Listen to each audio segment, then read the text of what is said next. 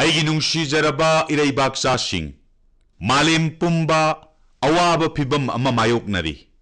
ꯆꯥꯡꯆꯠꯇ ꯃꯍꯧꯁꯥ ꯈꯨꯠꯁꯦꯝꯒꯤ ꯁꯃꯁ꯭ꯌꯥ ꯑꯃ ꯂꯥꯛꯄꯗ ꯃꯗꯨ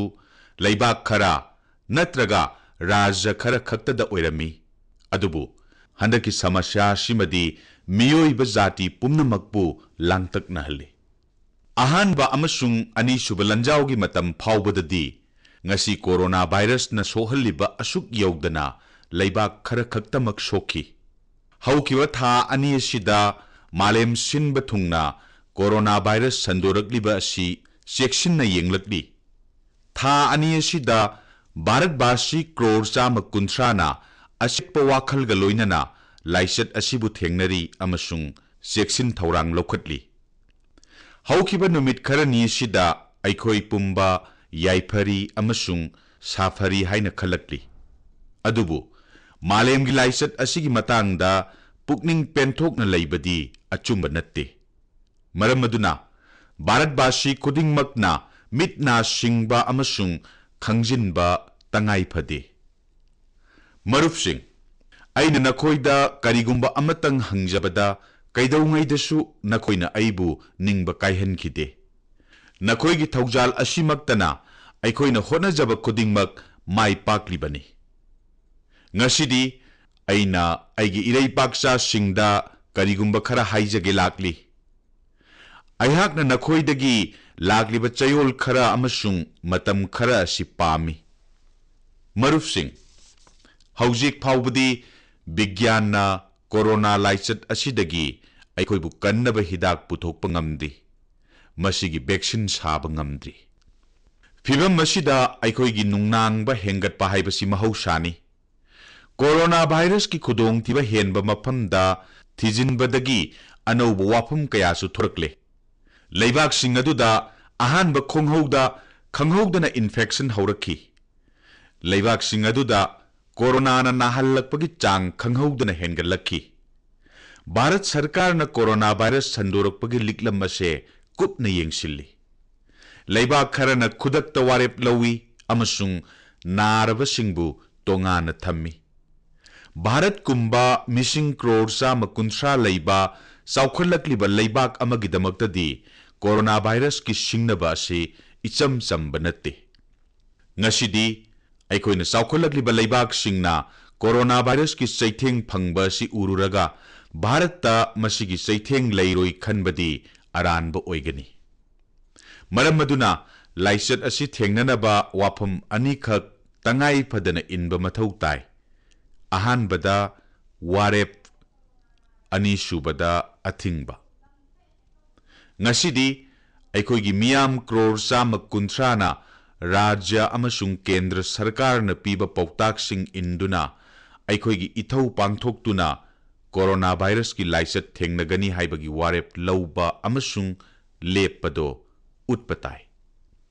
ꯉꯁꯤꯗꯤ ꯑꯩꯈꯣꯏ ꯏꯁꯥꯕꯨ ꯂꯩꯅꯥ ꯑꯁꯤꯗꯒꯤ ꯉꯥꯛꯊꯣꯛꯄꯒ ꯂꯣꯏꯅꯅ ꯑꯇꯣꯞꯄꯕꯨꯁꯨ ꯉꯥꯛꯊꯣꯛꯀꯅꯤ ꯍꯥꯏꯕꯒꯤ ꯋꯥꯔꯦꯞ ꯂꯧꯔꯁꯤ꯫ ꯃꯔꯨꯞꯁꯤꯡ, ꯑꯁꯤꯒꯨꯝꯕ ꯂꯥꯏꯆꯠꯀꯤ ꯃꯇꯝ ꯑꯁꯤꯗꯗꯤ ꯂꯩꯋꯥ ꯑꯃꯇꯪꯗꯤ ꯃꯊꯧ ꯇꯧꯏ, ꯃꯗꯨꯗꯤ ꯑꯩꯈꯣꯏꯅ ꯏꯁꯥ ꯐꯅ ꯂꯩꯕꯗ ꯃꯥꯂꯦꯝꯁꯨ ꯃꯁꯥ ꯐꯅ ꯂꯩ꯫ ꯑꯁꯤꯒꯨꯝꯕ ꯃꯇꯝꯗ ꯑꯅꯥꯕꯒꯤ ꯍꯤꯗꯥꯛ ꯑꯃꯠꯇ ꯂꯩꯇꯕ ꯃꯇꯝꯗꯗꯤ ꯑꯩꯈꯣꯏ ꯏꯁꯥ ꯐꯅ ꯂꯩꯕ ꯍꯥꯏꯕꯁꯦ ꯌꯥꯝꯅꯃꯛ ꯇꯉꯥꯏ ꯐꯗꯦ꯫ ꯀꯔꯤꯁꯨ ꯇꯧꯔꯨꯗꯕ ꯍꯥꯏꯕꯁꯦ ꯏꯁꯥꯕꯨ ꯉꯥꯛꯊꯣꯛꯆꯅ ꯑꯃꯁꯨꯡ ꯍꯛꯆꯥꯡ ꯐꯅ ꯂꯩꯅꯕꯒꯤꯗꯃꯛ ꯇꯉꯥꯏ ꯐꯗꯦ꯫ ꯑꯗꯨꯒ ꯉꯥꯛꯊꯣꯛꯆꯅꯕꯒꯤ ꯈ꯭ꯋꯥꯏꯗꯒꯤ ꯐꯕ ꯎꯄꯥꯏꯗꯤ ꯃꯤꯌꯥꯝ ꯃꯔꯛꯇ ꯆꯪꯉꯨꯗꯕ ꯑꯃꯁꯨꯡ ꯌꯨꯝꯗ ꯂꯩꯕ ꯍꯥꯏꯕꯁꯤꯅꯤ꯫ ꯉꯁꯤꯗꯤ ꯃꯤꯔꯛꯇ ꯆꯪꯗꯕ ꯍꯥꯏꯕꯁꯤ ꯍꯧꯖꯤꯛꯀꯤ ꯀꯣꯔꯣꯅꯥ ꯚꯥꯏꯔꯁꯀꯤ ꯂꯥꯏꯆꯠꯀꯤ ꯃꯇꯝꯁꯤꯗ ꯌꯥꯝꯅ ꯇꯉꯥꯏ ꯐꯗ꯭ꯔꯦ꯫ ꯑꯩꯈꯣꯏꯒꯤ ꯋꯥꯔꯦꯞ ꯑꯃꯁꯨꯡ ꯉꯥꯛꯊꯣꯛꯆꯕ ꯍꯥꯏꯕꯁꯤꯅ ꯂꯥꯏꯆꯠ ꯑꯁꯤ ꯍꯟꯊꯍꯟꯅꯕ ꯍꯣꯠꯅꯕꯗ ꯑꯆꯧꯕ ꯊꯧꯗꯥꯡ ꯂꯧꯒꯅꯤ꯫ ꯃꯔꯝ ꯑꯗꯨꯅ ꯅꯍꯥꯛꯇꯤ ꯀꯩꯁꯨ ꯇꯧꯗꯦ, ꯀꯣꯔꯣꯅꯥꯅ ꯀꯩꯁꯨ ꯇꯧꯔꯣꯏ ꯍꯥꯏꯗꯨꯅ ꯀꯩꯊꯦꯜꯗ,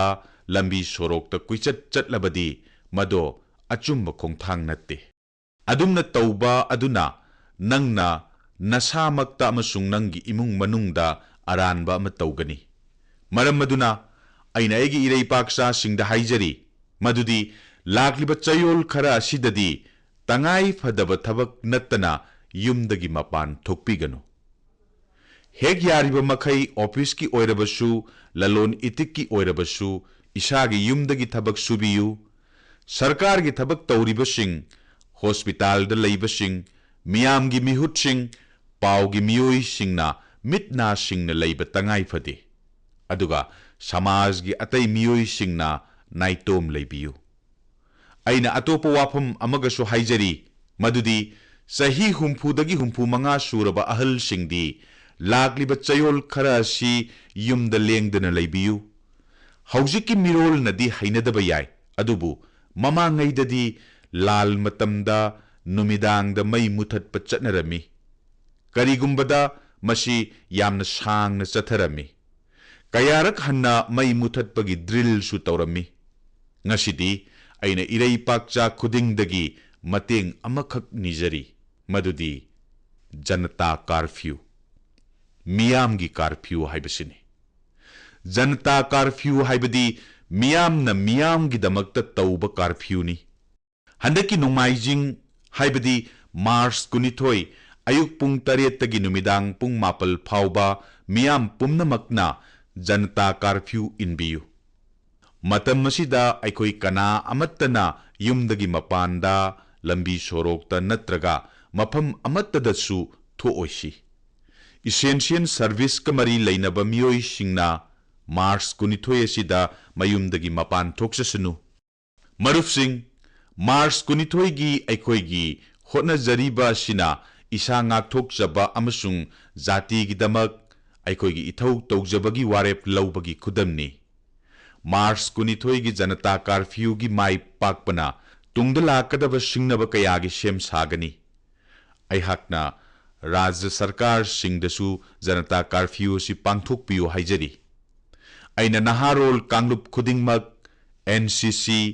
NSS kamari leinaba amasung leibak asigi atai naharol singi civil society amasung makhal khudingi association pumbada lagliba numit nini asida janata curfew gi matang da khangnaba hotnasi tangai phadana mi khudingna nongmada mi tara da coronavirus ki amasung janata curfew gi matang da khanghansi maruf sing amarom dadi janata curfew haibasi bharat ki changyeng matam oigadoribani masina bharat na corona gumba tamthiba laichat ama mayok nabada kayamuk sem sarbage haibagi changyeng amasu yenglibani March 12 gi janata curfew gi hotnaribasing asigi marakta aina nakhoi gi mateng ama nijari marufsing haukiba tha anidagi miyoi lak kayana ahing nungthil naidana hospital amasung airport sing da thabak tauri masida doctor nurse hospital staff housekeeping staff airline gi staff government servant police personnel paugi miyoi sing railway gi bus auto rickshaw yumda pot thinba kangbu sing makhoina masagi phau khanjadana atopagi seba tauri hojik oiriba phibam masi nahakna yenglabadi masi mahausa ni haiba yate ngasidi makhoi masa su narakadra haibagi akiba leiri masi oiduna su makhoi mathau tauri atopagi seba tauri makoina jati bungakpi senbibagi saktam lauduna corona amasung leibak miyamgi marakta lepli leibak asina makoida laman tole March 12 da aikoi pumnamakna makoibu thagat piba aina pami March 12 gi nungthil pung manga chapchana aikoi pumnamak aikoi gi thongjinda dolanda lepkhatuna minute manga chupna kubak khuduna kangsi yeiduna makoibu pukning thogatsi ikai khumnaba utsi aina leibak asigi local administration khudingmakta March 12 gi nungthil pung manga da siren khongduna miyam da khanghansi haijari aigi haiba wakhaldagi seba haibasina hena wangi thajariba ireibakcha khudingmakna tawbimal khangba utpham thoi marupsing aikoina matam masi awabagi matam ni haibase ningsingsi aduga masigi pressure asina essential service amasung hospital sing da leptana piri maram maduna aina nakoi pumbada routine checkup ki damaktadi hospital da chatpi dana ba haijari yamnamak tangai phadabani khallabadi nanga thangnaba doctor da family doctor natraga doctor ama hekta da phone da paw lobiyu nahakna operation gi damak appointment lawkiba leirabadi amasung ka hena athuba leitrabadi tha ama yeithokpiyu maruf sing laichat asina senmitlon da su chawna sokhalle corona laichat ki singnaba asina mang da thamlaga finance minister na luchingba covid-19 economic response task force haibama semna na lepnare task force asina stakeholder pumnamakka mari leinaraga makhoidagi feedback lawraga phibam machine nainabaga loinana tungda kari tawgadage lepnagani task force asina economic crisis asigi lawriba waref sing adu thabakta phajana onthoknabasu yengsingani laichat asina samaj gi middle lower middle amasung lairaba singda chawna chaitheng pi crisis ki matam asida lalon itik tawriba amasung income chawna lakpa kangbu singda nakhoi gi damak su nomliba kangbu singda minungsi leinaba apil tawri lagliba numit kharani asida makhoi sing asi office natraga nakhoi gi yumda lakpa ngamdaba yai phibam masida makhoi gi khusuman kakpiganu minungsi ga loinana loinabiyu makhoi gi supukchak taliba amasung leina dagi ngakthokadaba imung manung leiri haibase ningsingo aina ireibaksa singda tangai phadaba potlam sing sangom chana thaknaba potlam sing amasung hidak langthak singi awat pa leiroi haibase hainingi aina ireibaksa singda kibadagi tangai phadaba potlam sing panglei de leisin ba tawbiganu haina apil tawri chumna leibiyu panic buying tawbiganu haukiba tha ani asida bharat macha crore chama kuntrana crisis asibu lanai oina lawbaga loinana makhoi gi angamba thakta bharat amasung samaj da khudol tamli lakadaruba numit kharani asidasu nakhoi hanagumna nathau tawgani haibase aigi thajabani asigumba matamda aruba tangkak amadi chirol kaya tawi haibase ai khangi kayarak amana aikoi gi apamba phangba ngamde adu oidunasu samasya asi arubani amasung aikoina masibu chap yungna thengnaba tai maruf sing haujik aikoina corona thengnanaba aikoigi pangal shakti pumba onshin batai ngasidi kendra sarkar gi karmachari rajya sarkar gi karmachari local body sing panchayat miyam gi mihut sing pumnamakna malem gi laisat asi thengnanaba hiram ama natraga